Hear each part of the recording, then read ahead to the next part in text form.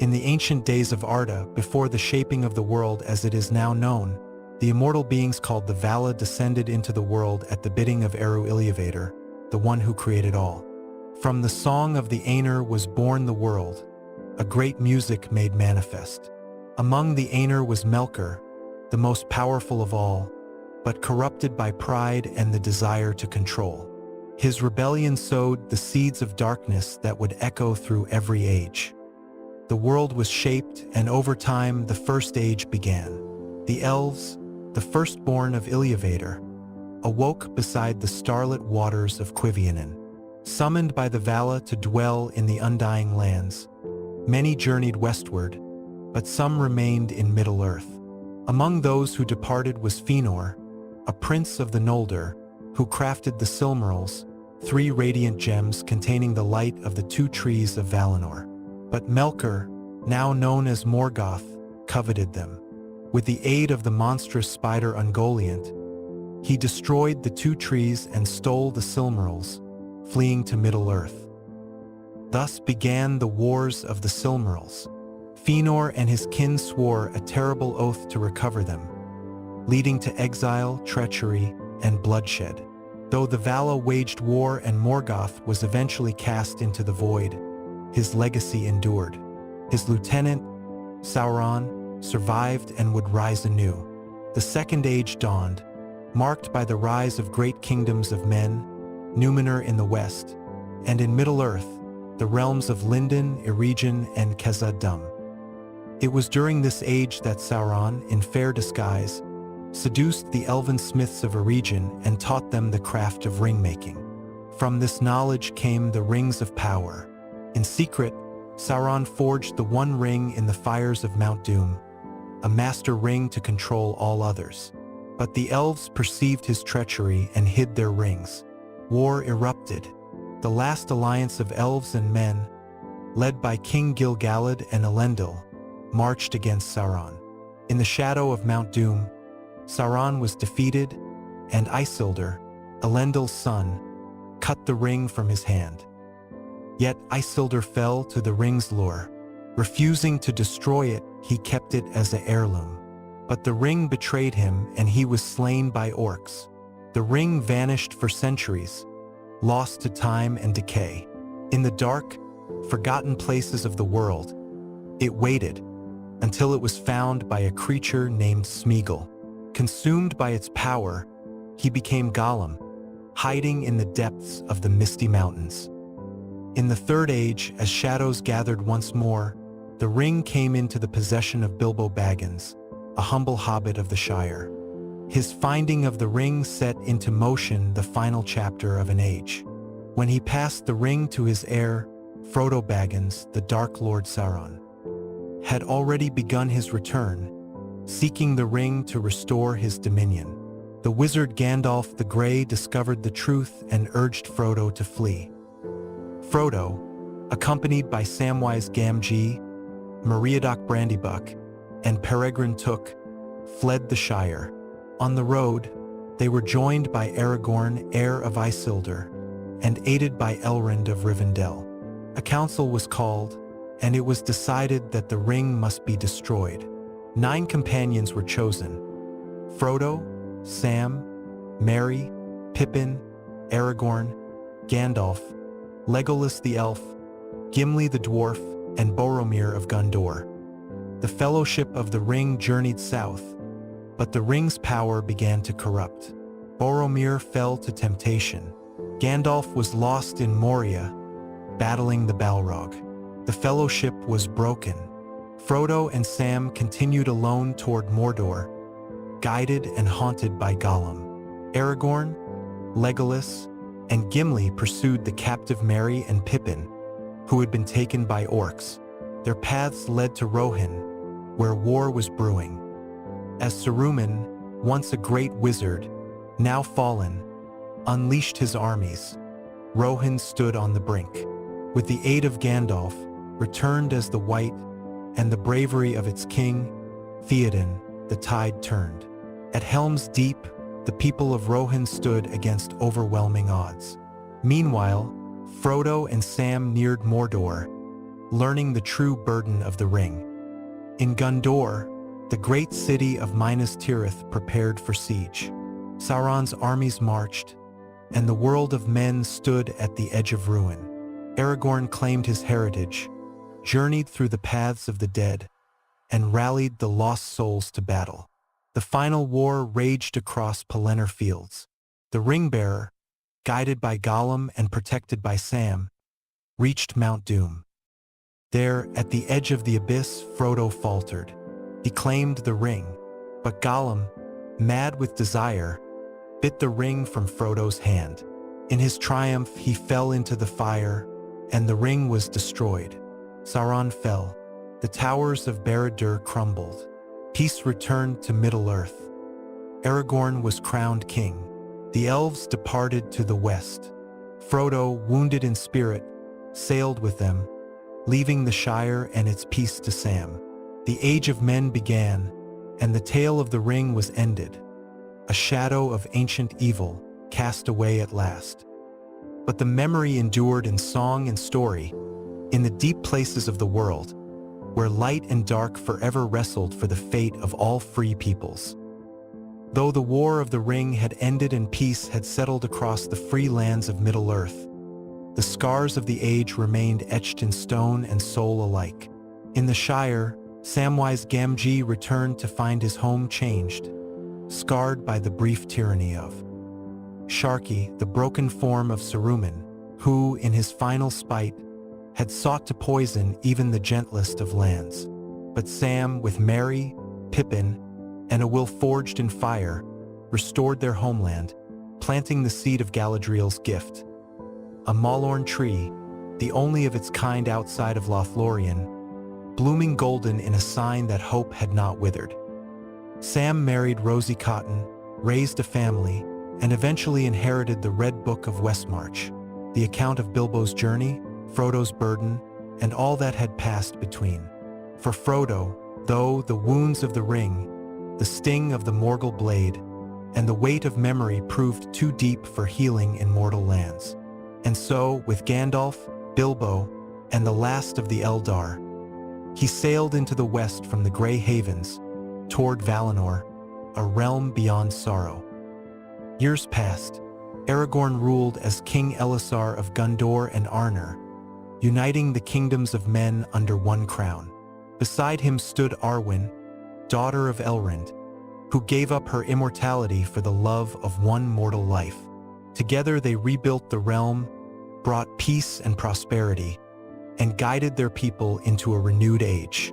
Legolas and Gimli, bound by deep friendship, traveled the lands together, the elf visiting Fangorn and the sea, the dwarf marveling at the caves of Aglarond.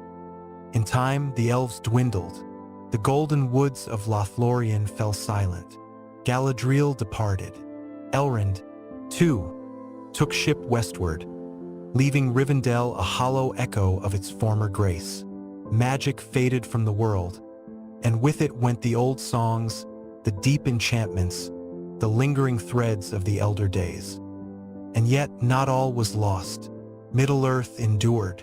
Its people, shaped by darkness and resilience, looked to the future. The hobbits of the Shire flourished in peace, their stories remembered in quiet celebration. Gondor became a beacon of justice and wisdom. Rohan, strong and proud, upheld its oaths and kinship. The dwarves delved anew, and men spread across the lands, wiser than before. A new age had begun, born from the ashes of sorrow and the triumph of the smallest hands. The tale of the Lord of the Rings, though passed into myth, remained alive in the hearts of those who dared to hope, who remembered that even in the darkest hour, a single light could guide the way. And in the far future, when the world would grow old, and the stars themselves fade, the memory of the ring, and the courage that defied its shadow, would linger still in the silence between the waves, waiting for the world to remember. Long after the passing of the Fellowship, the lands of Middle-earth continued their slow dance with time. The Fourth Age matured in the light of hard-won peace, and the dominion of men spread across the world like the rising of a great tide. Yet for all the prosperity, whispers of the old world lingered in corners where the stars shone just a little brighter, or the wind carried songs too ancient to name. In Ithilien, under the stewardship of Faramir and Owen, a garden of beauty and wisdom bloomed, a sanctuary of both Gondorian strength and Rohirrim grace. Trees from the elves and flowers from across the wilds grew together, watched over by the prince who had seen both the fire of war and the healing of love. In the White City, Minas Tirith, King Elisar ruled with fairness, blending the wisdom of elves, the courage of men, and the honor of the old ways. He restored the Palantiri, though few dared use them, for their visions were perilous. His rule was long, marked by peace and prosperity, and under his gaze, even the Haradrim and Easterlings, once enemies, came to speak of treaties and trade. But all mortal things must pass. When the time came, Aragorn passed from the world with dignity, laying himself to rest in the houses of the dead. Arwen, her choice long made, lingered a while beneath the fading trees of Lorien until her grief overtook her. There, on Seren Amroth, where once she pledged herself to the man she loved, she gave herself to silence, and her light went out. The line of kings endured, though none as noble or storied as the last of the Dunedain. In the north, the hobbits of the Shire were left to their peace, guarded in secret by the rangers of the north. Samwise, wise and gray, outlived most of his companions, beloved and honored by his people. When at last Rosie passed, and his duties were done, he too sailed into the west, the last ring-bearer to follow the hidden road beyond the sea. Legolas, moved by his longing and the passing of Aragorn, built a grey ship in Ithilien and sailed to Valinor, taking with him Gimli the dwarf, the only of Durin's folk to ever tread the Undying Lands, granted passage by the grace of Galadriel and the bond of their friendship. Thus faded the last echo of the fellowship from Middle-earth. Centuries rolled by, the lands changed, great forests receded, the tongues of old were forgotten, the tales of elves and rings became legend and then myth, towers crumbled, and kingdoms rose and fell like waves upon the shore. But the truth endured, buried in stone and memory, waiting for those with eyes to see and hearts to believe. In some distant age, perhaps when the world is broken and remade, the light of the two trees might shine again, and the song of the Aenir be heard in full. But for now, the great tale rests, the age of elves is ended, the dominion of men is fulfilled, and the journey, though long, has found its end. But still, in some quiet glade of the Shire, when the wind is just right, and the moon is high, one might hear the sound of laughter and footsteps light upon the grass, and perhaps, just for a moment, glimpse a shadow at the edge of sight, a memory of a hobbit, a wizard, or a king, passing once more through the pages of an old tale, forever written in the heart of Middle-earth. Though the ages marched on and the dominion of men rose beyond even the dreams of Numenor, the deep foundations of the world bore still the quiet heartbeat of ancient things. In the forgotten ruins of a region, moss-covered stones whispered names lost to time. In the empty woods of Fangorn, Ents slumbered, their thoughts slow as the turning of the earth. And in the deep places beneath the mountains, creatures older than the stars stirred only in dreams. The Red Book of Westmarch, passed from hand to hand through generations, remained the last light of a bygone world.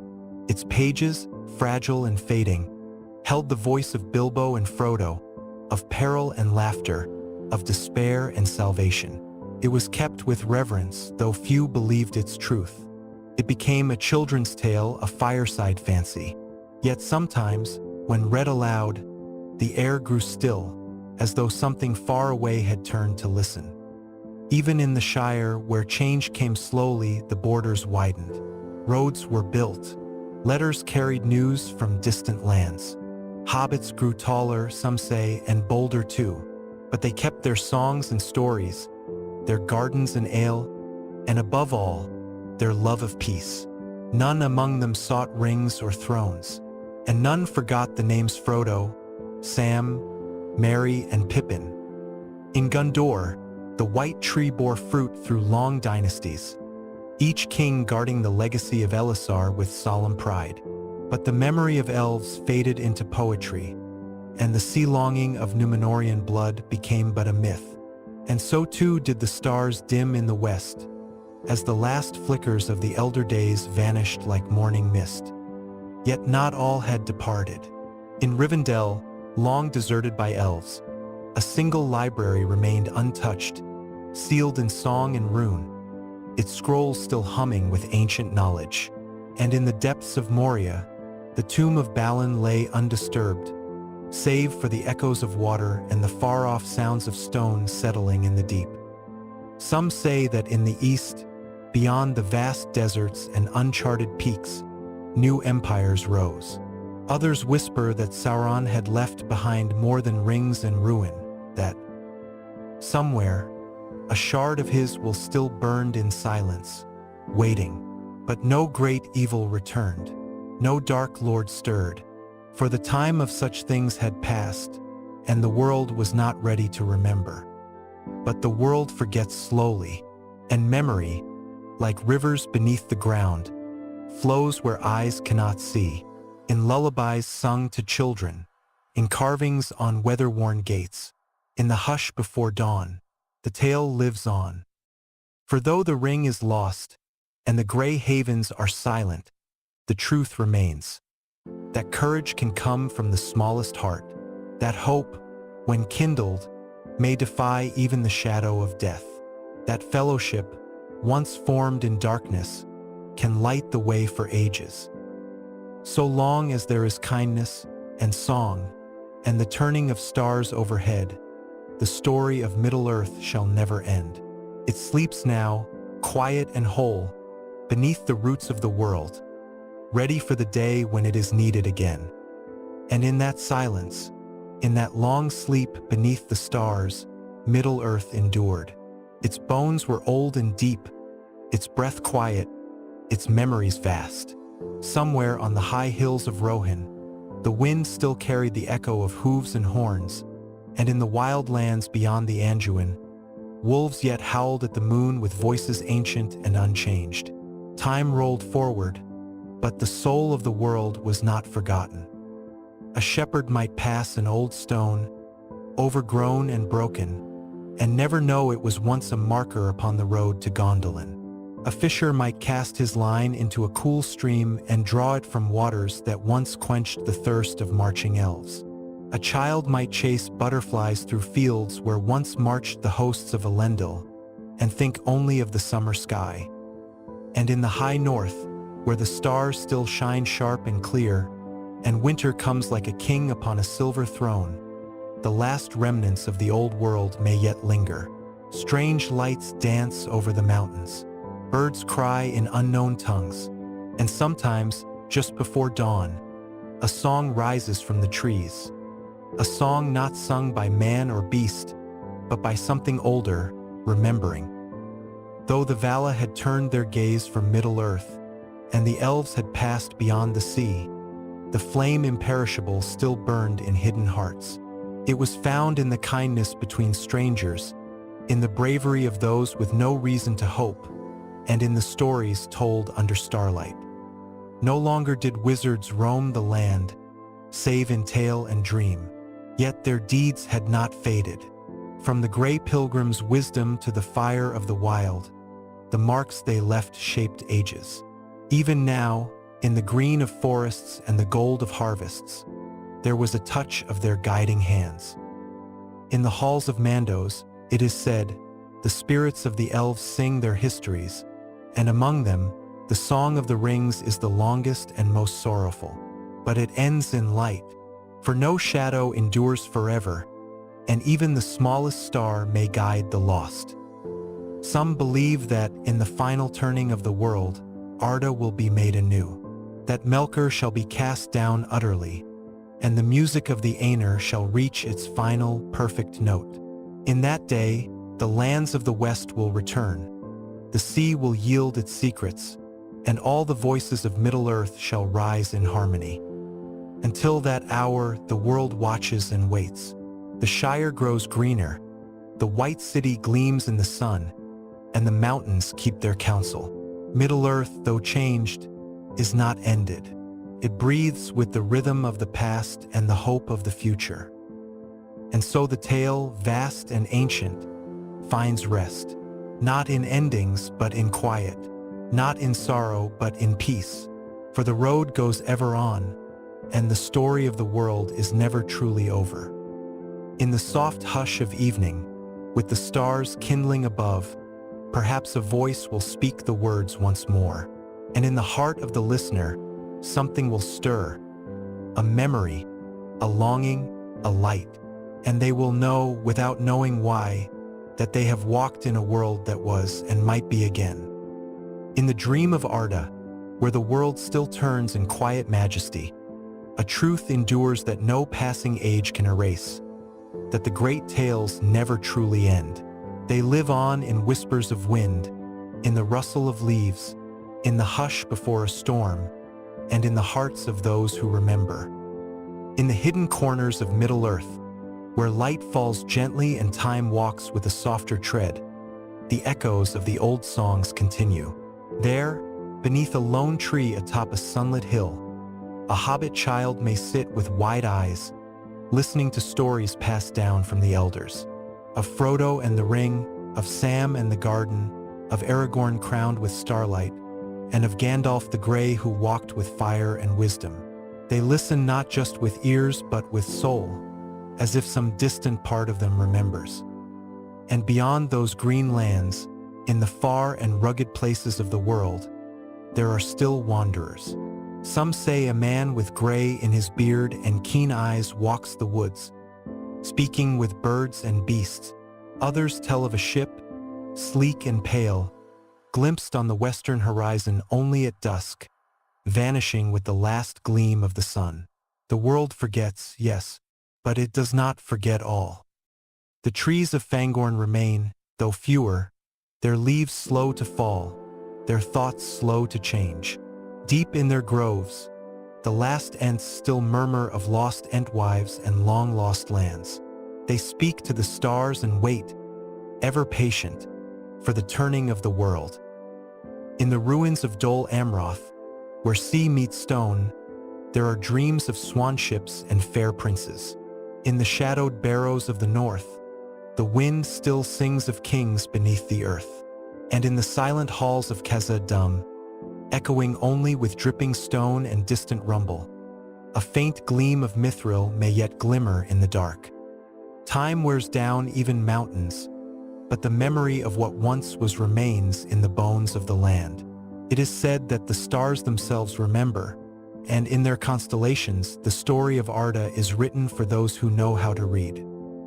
And perhaps, far beyond sight, across the silver sea, in the lands of the West where pain is healed and sorrow is soothed, Frodo still walks in peace. Perhaps he reads his own words once more, beneath trees untouched by winter. Perhaps Sam is there, and Bilbo, and others who bore burdens so that others could live free. The road goes ever on, through time and tale, through light and shadow. It weaves through all that was, all that is, and all that may yet be. And as long as one voice speaks the names of the lost, as long as one heart dares to hope, the tale of the ring, of elves and men, of courage and grace, will never truly fade. Middle-earth is not gone. It waits, behind the veil of the everyday, in the breath between words, in the dreams we do not understand. And should the world call again for heroes, the echoes of the past will rise like morning mist, ready to walk once more. So ends the tale of the ring, not with thunder or flame, but with quiet remembrance and the soft breath of hope. It fades not into darkness, but into twilight, gentle and serene, where memory lingers like the last star of evening. In the tapestry of the world, woven with threads of light and shadow, of love and sorrow, There will always be a place for the story of Middle-earth. In every corner of the land, from the green hills of the Shire to the shining towers of Gondor, the legacy endures. It is in the hands that plant seeds, in the voices that sing beneath moonlight, in the courage that rises even when all seems lost.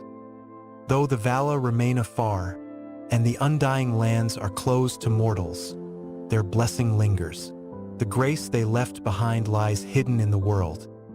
In the glint of dew on morning grass, in the hush of a forest just before dawn, in the laughter of children who have never known war, it whispers of what was and of what could yet be. And perhaps one day, far beyond the reckoning of this age, a new shadow may rise, a storm from the depths, a darkness unknown. But if it does, the tale will stir again. Heroes will come forth, not born of destiny, but shaped by choice. For the true strength of Middle-earth has never been in crowns or swords, but in those who choose to stand when no one else will. The Red Book remains, its final pages turned, its last words written. Yet its heart lives on, carried in the hearts of those who cherish the stories of light against dark, of loyalty beyond fear, of love that endures the long night. So if you find yourself beneath unfamiliar stars, or walking paths where no road lies, and you feel a stirring in your chest like the echo of a song once heard in a dream, know this: you walk in the footsteps of legends. You are part of the tale now, as surely as Frodo and Sam, as dearly as Aragorn and Arwen. For Middle-earth is not only a place, it is a truth, a memory, promise, that in every ending there is a beginning, that even the smallest hand can change the course of fate, that light, no matter how faint, is never truly lost. And so the road continues, beyond the hills, beyond the sea, into the west, into the light, ever onward.